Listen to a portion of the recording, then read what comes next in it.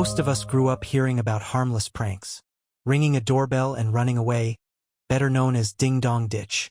For generations, it was the kind of silly mischief kids did without much thought. But in these 3 stories, the prank turned deadly. Tonight, we'll explore how a childish game ended in murder, beginning in Houston, Texas, where an 11-year-old boy's life was cut short for simply knocking on the wrong door. It was August 31st, 2025. On the east side of Houston, 11-year-old Julian Guzman was out with a group of friends. Like countless kids before them, they decided to play a round of ding-dong ditch. Just a prank. Just a laugh. Something that should have ended with the kids sprinting away into the night, giggling. But this time, when they rang the bell and ran, the homeowner didn't laugh. According to investigators, 42-year-old Leon Gonzalo Jr. stepped outside with a firearm. In an instant, the prank turned tragic. Gonzalo opened fire. Julian was hit in the back. Neighbors later told reporters they couldn't believe what had happened. Julian's friends screamed for help, but by the time paramedics arrived, his injuries were devastating. He died the following day at a Houston hospital.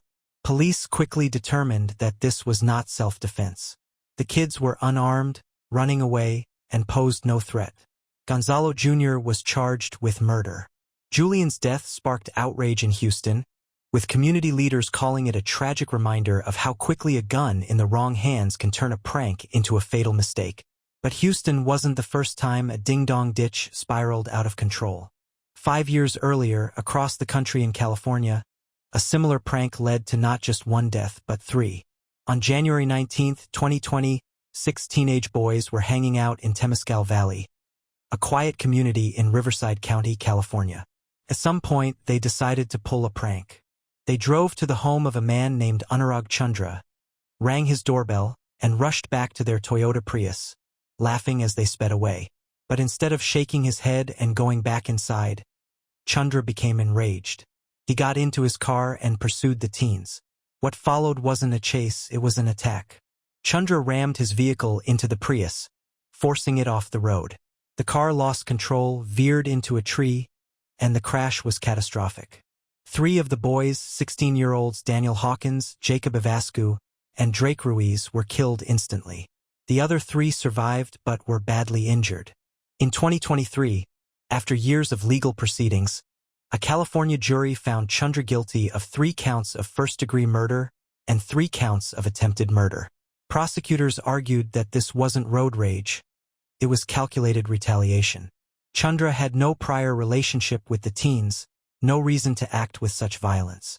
But in his anger, he made a choice that destroyed 3 young lives and devastated a community.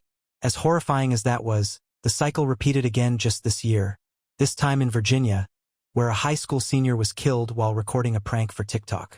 On May 7, 2025, just weeks before his high school graduation, 18-year-old Michael Bosworth Jr. went out with friends to film a prank for TikTok.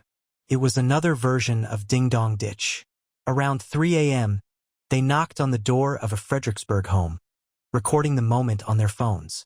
But inside that house was 27-year-old Tyler Chase Butler. When the knock came, Butler didn't see it as a harmless prank. He grabbed a gun and confronted the teens. Within moments, he fired. Michael was struck in the torso. His friends tried desperately to save him, but Michael died from his injuries. Butler was arrested and charged with second-degree murder, malicious wounding, and several firearm offenses. The case is still working its way through the courts, but the grief is permanent. Michael's classmates mourned him at what should have been a time of celebration. Prom, graduation, and the next chapter of life. What was meant to be a silly late-night video ended with another family burying their child. These 3 stories from Texas, California, and Virginia all began with the same simple prank. Ding-dong ditch, a game that, for decades, ended in laughter. But in a world where fear, anger, and guns collide, something once innocent can become deadly in seconds. What do you think? Are these tragedies proof that we live in a more dangerous, less forgiving society? Or do they show how some people are simply waiting for an excuse to act violently? Let me know your thoughts in the comments below.